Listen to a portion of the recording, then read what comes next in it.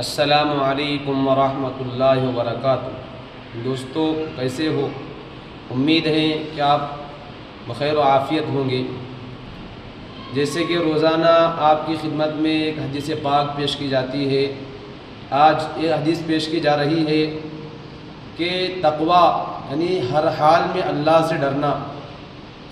عن ابی ذر عن رسول اللہ صلی اللہ علیہ وسلم قال اتق اللہ حیثما کنت واتبع السیئۃ الحسنۃ تمحها وخالق الناس بخلق حسن، رواہ الترمذی۔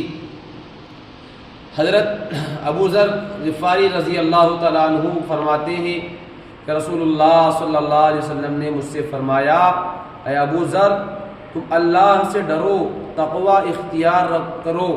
تم جہاں کہیں بھی رہو، جس حال میں بھی رہو، چاہے تم خلوت میں ہو، چاہے جلوت میں ہو، چاہے تم تنہائی میں ہو یا مجمع میں ہو، چاہے تم تکلیف میں ہو، چاہے تم پریشانی میں ہو، جہاں کہیں بھی رہو تقوی اختیار کرو۔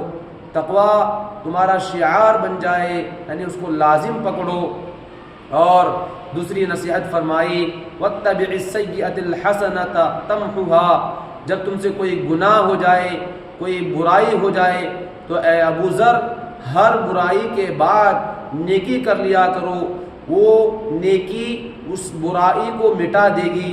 اور آخری فرمایا تیسری نصیحت، اے ابو ذر لوگوں کے ساتھ اچھے اخلاق سے پیش آیا کرو۔